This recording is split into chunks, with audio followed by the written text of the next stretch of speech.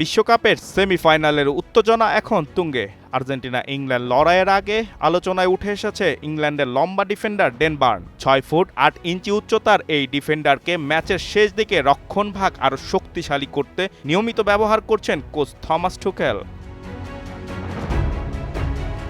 বিশেষ করে নকআউট পর্বে এগিয়ে থাকার সময় শেষ ১০ মিনিটে ডেন বার্ন মাঠে নেমে ইংল্যান্ড প্রতিপক্ষের ক্রস বল হেডে ক্লিয়ার করেছেন। কর্নার, ফ্রি কিক কিংবা বক্সের ভেতর ক্রস বল সব ক্ষেত্রেই তিনি গুরুত্বপূর্ণ অবদান রেখেছেন। হেডে বল ক্লিয়ার করার পাশাপাশি প্রতিপক্ষের স্ট্রাইকারদের উপর বাড়তি চাপ তৈরি করতে পারেন এই ইংলিশ ডিফেন্ডার। অন্যদিকে আর্জেন্টিনার আক্রমণের মূল শক্তি নিজেদের দখলে বল রাখা, ছোট ছোট পাস আর বক্সের ভেতর জায়গা তৈরি করা। কিন্তু শেষ মুহূর্তে বার্ন রক্ষণে যোগ দিলে সেই পরিকল্পনা কঠিন হয়ে যেতে পারে। নিজের উচ্চতা ও শারীরিক সক্ষমতা কাজে লাগিয়ে প্রতিপক্ষের বক্সেও বিপজ্জনক হয়ে ওঠেন নিউক্যাসল ইউনাইটেডের এই ডিফেন্ডার।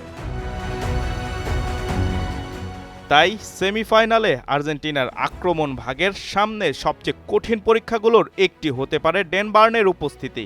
ইংল্যান্ডের এই সুপার সাব ম্যাচের মোড় ঘুরিয়ে দিতে পারে। Rakib Hasan, Times today.